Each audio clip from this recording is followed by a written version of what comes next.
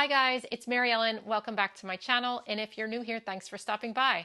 Today is a Q&A. I'm really excited to get to a lot of questions that you guys submitted. So if you're interested in seeing that, keep watching.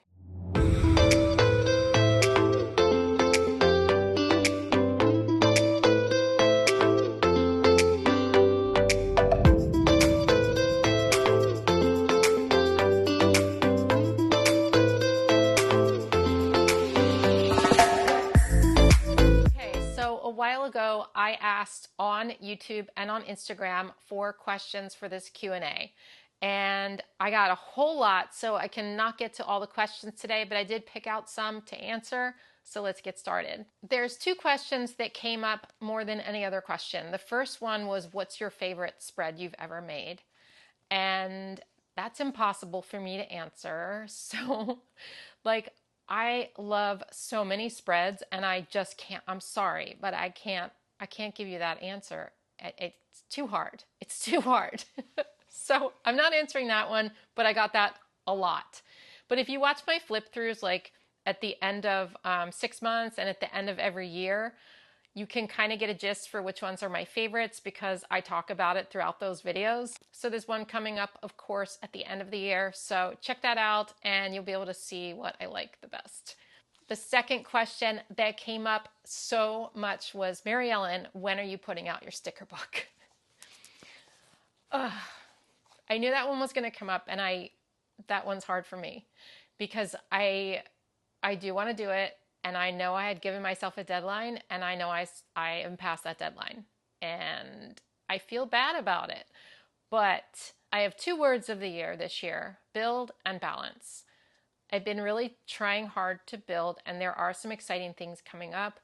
And balance is so important to me, and I can sort of have workaholic tendencies. So I've been giving myself grace and trying to prioritize the people in my life rather than my work.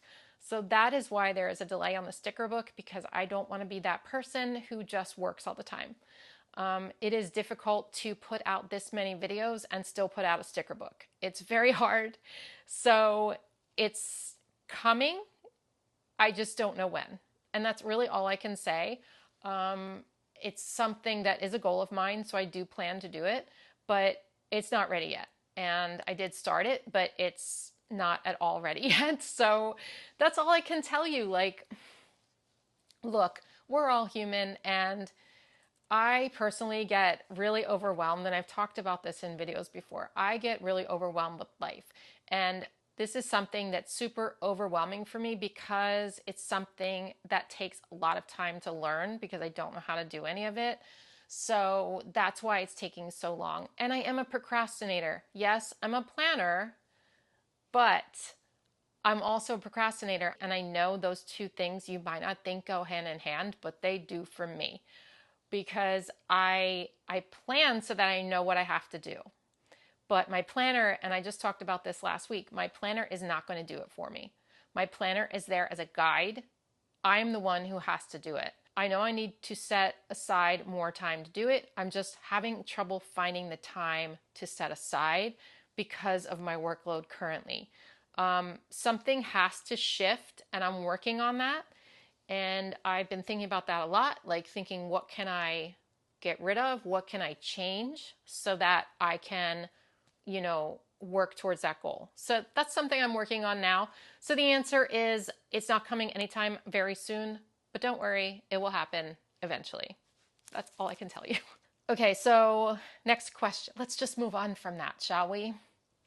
How did this actually become your job, and was quitting your real life job hard? Not really. It wasn't that hard because I worked on the side at this until I was making as much money as I was at my other job. So keep in mind that that was a part-time job for me because I was working full-time until my husband got sick, and then I was taking care of him full-time. And after he passed away, I went back to work part-time and decided to work on Planning with Bumble part-time as well. Now, Planning with Bumble was not making that much money, but I was able to do it because of some of the money I was getting from the VA. So It was pretty easy transition.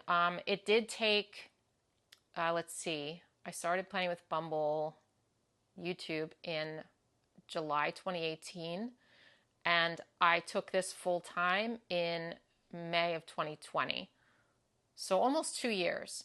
So what I will tell you is it takes a lot of work, a lot of hours, a lot. Um, and the only way I was able to eventually take it full time was because I started making enough money on Patreon to cover my part time salary. So it became a no brainer at that point because I thought I'd rather work on this and turn it into something more. So when COVID hit, I was working in a real estate office and our office closed. So for about 3 months, I was only working on Planning with Bumble, and I started to realize that I was doing okay. And I didn't need that other job. And what I wanted to do was take this further. And so once the office reopened in May, I told my boss that I wanted to quit. It just kind of made sense with COVID to sort of make that my stopping point. And I did have a couple people in my life tell me maybe you should keep working like for now, but I thought it made sense as like a transition to stop there. And so I stopped, and it was a real good feeling, you guys. Like, I will say it was scary, but it was a great feeling. And I haven't looked back. And that was over a year ago. And it's been a dream career. It's a dream come true for me to be paid to be creative. I have always wanted to do that. I just never knew exactly how to go about it. And this kind of just, I want to say it fell in my lap, but I worked really hard at it. So the opportunity fell in my lap and I built it up. It's not something that's easy. It's not something that you can just pick up and be like, okay, now, like, it's working like 70, 80 hours a week, in the beginning. It's a lot. It's a lot, but totally worth it. Have you ever tried using the horizontal layout? Have you always used the vertical? I've tried the horizontal, yes. And there are a couple of horizontal videos, but horizontal's hard for me. It's hard for me. It doesn't come naturally to decorate it, and it doesn't come naturally to plan in it. So for me, horizontal is like completely out. I could see its use as a journal, and I did used to use it as a journal for maybe like a couple months back in like 2019, but my brain doesn't work that way. It doesn't work horizontally. It works vertically, and everyone's different. What can I say? Wallace is hanging out with me. Can you see him? I don't know. You can probably see his tail. He's like rubbing up against me. But vertical is my baby. I started using a vertical back in 2018 when I started planning, and my brain just thinks vertically. So I'm going to keep using the vertical. That being said, I do use a dashboard for work, and I love it. Okay, do Wallace and Bumble get along? Yeah. Wallace and Bumble are buddies. Pretty much. They never fight. Like, they play a little bit together. I mean, play as a cat and dog can play, which is not really playing, but they get along fine. Almond doesn't like Bumble as much, but the three of them kind of get along because I got Bumble as a puppy. And so Bumble kind of thinks she's a cat. Like, she grew up with cats. She's better with cats than dogs, for sure.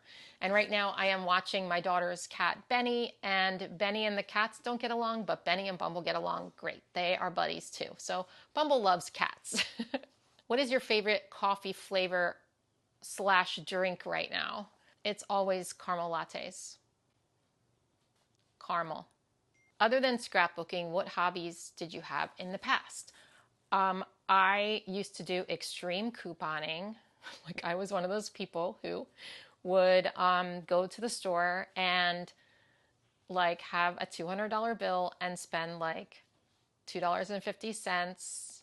I really was that person, you guys. I would collect all of the grocery store like inserts and all the coupons, and I would just go to town. I had shelves full of like shampoo in the basement, and like, I mean, I would get a lot of stuff, and it was really fun.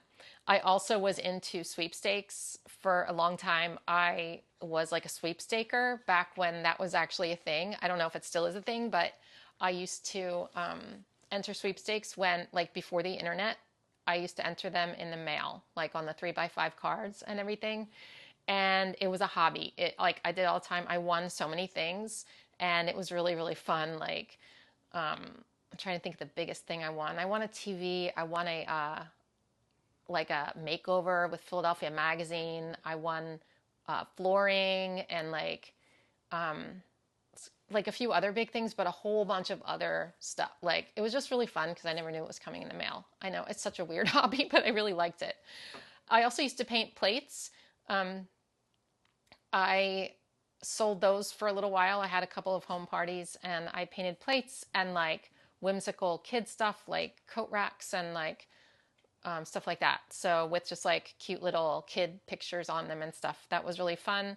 I also had a YouTube channel in the past, back in 2008 when YouTube kind of first came out. I had a channel called Tiny Goals. I would, in the beginning of the week, set a little goal, and at the end of the week, I would do another video showing how I accomplished that goal. And it turned into like a comedy mom vlog type thing. I got on the local news on like the lifestyle segment, and I had almost got on Inside Edition, but then they dropped me. So, I mean, that was really fun back in the day, but then my channel got yanked because I used too many copyrighted songs, which is why you'll never, ever, ever see a copyrighted song on my channel. I also used to do calligraphy. I actually did that for money. I have other hobbies, but those were some pretty big ones in my past. Bumble wants to play right now, and this is like the worst time. You do know this is the worst time, right? You do know that. Okay, how long was it before you were brave enough to not have to write everything in pencil first? I didn't write everything in pencil first. I would do my lettering, like my hand lettering in pencil first, but I don't do that anymore. I did that for probably like at least a year, maybe 2 years, where I would like pencil stuff in ahead of time if I was doing like faux calligraphy or something like that. But I stopped doing that because I just got better at lettering. But as far as like the regular stuff, I did not pencil that in. I started that in pen. Oh my gosh. Wallace almost knocked down like everything. Come here, Bumble. Come here. Come here. Come here. Come here. Oh, she's crazy right now. By the way, if you ever see this, this is actually for her automatic dog door. It's not like a shock collar or anything like that. Like, it is for, it's a pain because it's so big and ugly, but it is for her automatic dog door. And in the videos, if you hear, that's her dog door. I know it's a weird sound. You probably hear it in like every video multiple times. If you didn't know what that was, that is her dog door. And the reason we have an automatic door is so that Wallace and Almond can't get out because they're inside cats. So I'm going to try to do this while I'm holding her because I don't want to play right now. Did you used to decorate all of your notebooks and binders when you're in school? Yes. Yes. So back in the day, I had those binders that were like the denim ones. They were kind of like denim looking. I'm dating myself for sure. I used to like write all over that. And then when I started making photo albums, I would do like scrapbooking before scrapbooking was actually a thing. Like back in like the early 80s, I would like cut things out of magazines and like I'd use stickers even like back then, you know, and like I would put it all over the place and like I'd write in stuff and I've always done stuff like that for sure. How do you store stickers? I have a Hudson cart from Michael's where I keep probably about 200 sticker books. And then I have about 8 Happy Planner sticker storage boxes lined up on my desk for the ones that I use most often. And then I also, for like my loose stickers, like that aren't Happy Planner or the loose ones that are, they are in like sticker binders. And if you're interested in knowing how to do that, I'll link that up there for you if you want to watch that one. And basically I just store those in like little sleeves. How many planners do you use at one time? Currently I use 3 planners. So I have my big catch-all, I have my classic dashboard, which I use for work, and then I have a classic vertical, which I use for my journal. I was using a mini, but I found that I just wasn't like using it enough. Like, because once COVID hit, I wasn't going out as much and I just really didn't have the need. And since I was working from home, like I rarely go out during the day. So I just felt like I didn't need it. I do decorate it once in a while on my channel because I want to show people how to decorate the mini. But whenever I do that, it is not actually my mini. And I do usually say that in the video. So this is kind of related. Do you ever have great intentions on starting a new planner and then never use it? Heck yeah. Yeah. So I started a planner that was all for lists and I did a video on it and it was a really good idea. Everyone was like, that's such a good idea. And then it's collecting dust now. Like that just happens with me. And I try to, in those instances, just give myself grace and, you know, tell myself no one's perfect. And in the past, I would have beat myself up over it. But if something's not like, if I'm not using something all the time, like then it's just not working for me. And that's okay. There's a lot of planners I wish I had, you know, that I wish I was more organized by having certain planners. But I also recognize that there's only so many hours in the day and I spend a lot of time writing my planners and I can't handle more than 3, you guys. I don't think I want to, you know, be writing in my planners more than I'm already writing in my planners. It's too much. It's too much. How was it having 2 sets of twins under the age of 4? Actually, they were under the age of 3 for a month. So I had Michael and Kaylee, and then 2 years and 11 months later, I had Allie and Heather. And to tell you the truth, I don't really remember. I don't remember. I think I blocked it all out. It was a lot. It was a lot. And for like the first 6 months, I didn't even have a vehicle that could like transport us all. So I was stuck in the house and I didn't know anybody because we were in a new neighborhood. It was rough. It was hard. And like I was trying to potty train Michael and Kaylee, like when Allie and Heather were infants, and I had like 2 that I was trying to breastfeed. It was a lot. But I wouldn't trade it for anything in the world. Like they're my life. They're my loves. So you know, I feel very fortunate to have had 2 sets of twins, even though I don't even think of them as twins anymore, but you know what I mean? Like, I just feel fortunate. They're good kids. Okay, do you make enough money with your current YouTube channel size? If I wasn't doing Patreon, I doubt that I would be able to do this full time. If it was only YouTube channel revenue, then no, I wouldn't be able to do it full time. So it's a combination for me of YouTube channel revenue, Patreon, affiliates, and sponsorships. And those are like the 4 main ways I get paid. And so that combination is what allows me to do this full time. How are things with Mike? And then another question, are you and Mike ever going to get married? Mike, if you're watching, just turn it off right now because I'm going to talk about you. I don't know if he's watching. Things are going great with Mike. Things are going really, really good. We had a little blip, as you know, but it's going really well. And as far as the future, we'll see. Is it possible to be your patron even if I'm not from the United States? Yeah, I have a lot of international patrons. Now that being said, I am considering making my highest tier, the custom spread tier, only United States. And the reason for that is I'm having a lot of shipping issues to Europe. So I might change it to just United States and maybe Canada. But as far as the rest of the world, it's gotten a lot more complicated with shipping. But as far as like being a patron to get all the other benefits and everything, yeah, like totally you can be a patron from another country. Where do you write an appointment scheduled in several months? So here's what I do, and I know this isn't typical and this is not for everyone. I'll give you a couple of options, but how I do it is I do like a combination of digital and paper planning. And what I mean by that, by digital planning, is not like a digital planner or anything. I just keep appointments on like my Google Calendar that's synced to my phone. And the reason I do this is because I like to have reminders. Even though I have reminders in my planner, I'm someone who needs a lot of reminders of all kinds. So I've got like alarms set on my phone and stuff. So what I do is when I'm out and about and I make an appointment, I'll put it on my phone calendar, right? And then in the beginning of each week, I will look at my calendar and I will transfer what's on my phone calendar to my paper planner. That way I don't have to write in my planner like ahead of time, and I don't have to put sticky notes in or anything because it's all like there for me on my phone calendar. What a lot of people do is use sticky notes and they'll put it on their monthlies like ahead of time, or they'll write in pencil and then just erase it when it's time to decorate their monthly. That's totally fine too. I just find this is the easiest way for me to do it.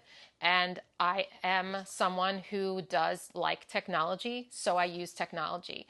I'm also someone who needs paper and I want a visual, and so I use both, if that makes sense. Like, I just like the combination of using both.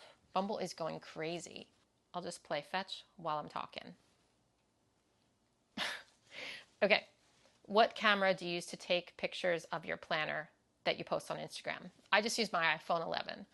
And it takes really good pictures in low lighting, which is awesome. I am going to upgrade, I think, to the iPhone 13 in September or October, whenever it comes out, because my iPhone is currently doing this weird thing where it overheats and shuts off. So I think I need a new one anyway. And I think it will up my photo game just a little bit, but the iPhone 11 takes amazing photos.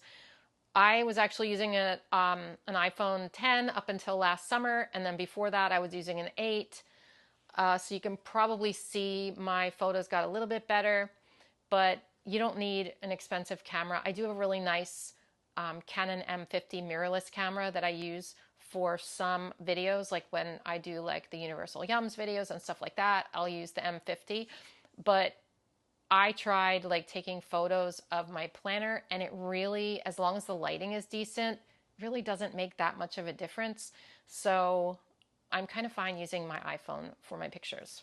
How much money do you make on average per video? I've never shared that before, but I don't see why I can't share it here. We're all friends, right?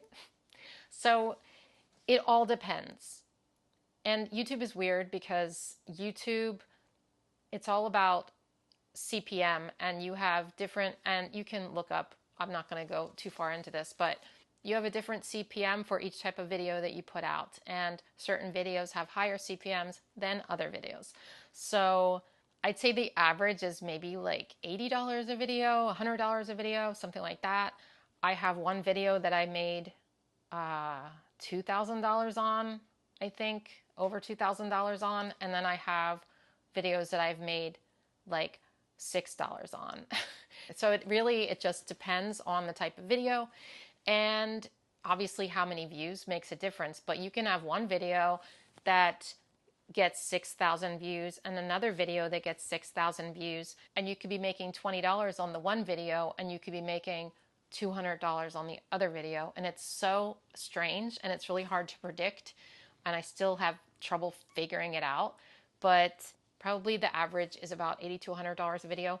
But that's like, you know, when I look at recent videos. Some of the older ones, people still keep watching, so it does end up making more money over time. So it's really hard to answer that question, but that's kind of a ballpark. Like, I usually check it maybe like a week after I posted it, and it's usually around $80 to $100, sometimes like $130, you know, sometimes like $50.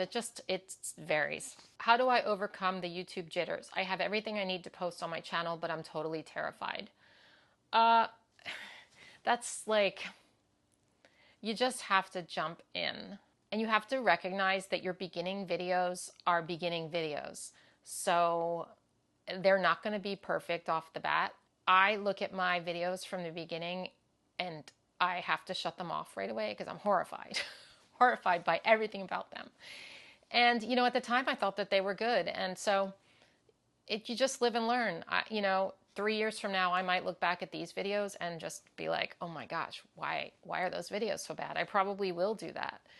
And that's okay, because we all learn, we all grow, we all get better at things. And, you know, you just kind of have to start putting content out there and see what sticks. And just accept that you're going to get better with time. And that's really all you can do. I know it can be hard and scary in the beginning, but it does get easier as you go along. And it will be old hat for you soon. So I suggest just jumping in and just going for it. And also, what I will say about YouTube is you're going to get comments that you don't like. You're going to get comments that are hurtful sometimes. Maybe not in the very beginning because you're not getting as many views, but like try to roll with that and take it with a grain of salt that there are trolls out there on the internet who just like to cause problems for people. And you got to have a thick skin. You need to, and if you don't have a thick skin, you need to try to develop a thick skin, because if you take every comment personally, you're going to be upset. And then it's going to be harder to put yourself out there some more. How did you discover the Happy Planner? By accident. I bought a plum paper planner and then was looking for inspiration on how to organize it online. And that's when I discovered planning. Was like, whoa, people are putting stickers in these planners. What? Like, that's crazy. I want to do that. And then I started decorating the plum paper planner. And then I went on Instagram and was looking for inspiration on how to decorate it. And then I realized that a lot of people were decorating these happy planners. And the more I looked at that, the more I learned about that system, the more I wanted it. And so I only used my plum paper for probably 3 months, maybe 4 months. And then I switched to a happy planner. That was an expensive planner, by the way, to just drop. But I really wanted a happy planner. So I was like, why not? So basically on Instagram is where I found my love for the happy planner. How often do you go to craft stores to look for supplies for planning? Like hardly ever. I'm hardly ever there. I used to like go from craft store to look for new releases, and like I would go to other towns and stuff like that. And then I realized I don't want to do that anymore. So I order everything off the Happy Planner website. And then if they don't have it, I will try to order it from like Michael's or Joann's or wherever online. And if they don't have it online, or if I've heard that it just came out and I can't find it, or Happy Planner isn't carrying it, I will then go out to the store. So I really try not to, only because like it's just more time out of my day. And it's not that I don't love going to craft stores, I do, but like it's also just, it's time consuming, and I think it's just easier to order stuff online. So that's pretty much what I do. Are there ever times where you don't want to plan? Absolutely. Absolutely there are. And I sometimes don't. If I don't want to, I just don't do it. I just don't do it. And that's okay. I just talked about this in another video. Like, if you even skip a day, a week, a month, like, it's okay. It's all right. You can get back into it. Doesn't mean you're a failure or anything like that. It just means that you just weren't up for it at that time, and that's all right. For me, like times when I don't want to plan is usually one of two things. Either I'm real busy and I know that makes no sense, because if I'm real busy, I should be using my planner, right? Yes. But I'm still writing things down, but I'm like doing brain dumps on paper. When I get real busy and overwhelmed, I just want to get it all out of my brain. So what I usually do is just dump it all onto a piece of filler paper. And the other occasion when I don't feel like planning is when I have something going on emotionally in my life that's really hard. So like when, my late husband passed away, when my boyfriend and I broke up, when I was having a health scare. Like those are three main things that I can think of where I skipped weeks in my planner. Again, totally fine to skip weeks in your planner. It is not, your planner is for you. Your planner is for you. So it's okay to do that. Just get back into it when you can. No one's 100% perfect. No one's 100% in their planner 100% of the time. And if they do, I feel like they're lying to you.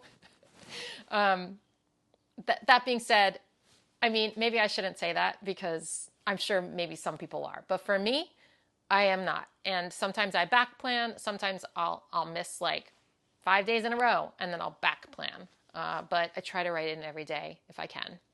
Have you always had pets? And if so, what kind? Yeah, I've had pets my whole life, and I had dogs growing up. I had a Dalmatian named Cricket, and I had a poodle named Sunshine, a little toy poodle, and then we had a cat as well, a calico. And then as I got older and I moved out of the house, I had a toy Manchester Terrier named Clancy, who unfortunately got killed by a hit and run driver, and that was really, really hard. And then we had a pointer mix named Trixie. And then we had a miniature schnauzer named Brillo, who my ex-husband still has custody of. And then Bumble and Wallace and Almond. Actually, Wallace and Almond came before Bumble, but animals have always been in my life. I love animals so much, and they will always be in my life. I'm definitely an animal lover. What advice do you have for someone who just started a YouTube channel? Figure out how much time you have to create videos and to post videos. And then I would stick with that. Like, try to be consistent with how often you post. Also, I made the mistake of like using music that was too loud in my background, so you couldn't really hear me as well. And the lighting wasn't that great. So good lighting and good sound is really, really key. But I know it can be hard, and it also is an investment because you need to, buy some good sound and buy some good lighting. I'm going to be doing a video on that again soon, I think, showing you my updated YouTube setup. But try not to be discouraged by slow growth because it takes a while, and the only way you're going to grow is if you just upload consistently and just keep doing it. And you need to start it for the love of making YouTube videos and not for making money, because it's going to take a while before you can even get monetized. And if you don't love it, if you're only doing it to make money and you don't love the process of making the videos or teaching people how to plan, it's not going to last. Like, you're not going to want to keep doing it and you're going to burn out. When I started YouTube, I started because I wanted to teach people how to plan, and I thought that people might be interested in what I had to say or what was on my page. I did not have any intentions on doing this for a living when I started YouTube. I didn't even know that that was a possibility, so it didn't enter my mind for a good at least 6 months. So if you're starting with the intentions of turning it into a career and making money, just realize that it is going to take years of a lot of work. Even just one YouTube video takes a lot of all the steps that go into it. So keep that in mind. Don't do it for the money, do it for the enjoyment. And then hopefully somewhere down the line, you will get to the point where you're making money. But it's going to take a while, and I don't ever want to discourage anyone from doing this, but it is hard work and it is long hours and it is consistency. And I was also on the Happy Planner squad, which gave me kind of a leg up. It's very competitive, but if you're consistent and you work on your quality and you keep going with it, over time you will see it grow. What is your favorite Happy Planner cover? I love the new, I love the new linen cover, the deluxe linen cover that I have on my work planner. I don't have it right here with me, but it's the one that's just like really plain and like tan. It is so pretty and it's like really professional, and that's my favorite cover I've ever had. I also really love the minimalist cover that's like that soft, like squishy, like flexible, leathery fabric. What a description. But like the linen snap-in cover right now is like my favorite cover of all time. I love it so much. So I know I did not get to all the questions that you guys submitted, and I'm sorry if I did not get to your question. You can always ask me questions in the comments or over DM, and I will try my best to answer your questions there. But thank you so much for submitting them. This was really fun for me to do. I like doing these like every 6 months or a year just to kind of touch base with you guys and let you know how everything's going with me. I'm going to kind of try to work some more like face videos where you see me into my channel. Maybe in the form of vlogs, maybe. So nervous about that. So anyway, I hope this was maybe a little enjoyable for you, and I guess that's all I got for you today, and I will see you in my next one. Take care. Bye.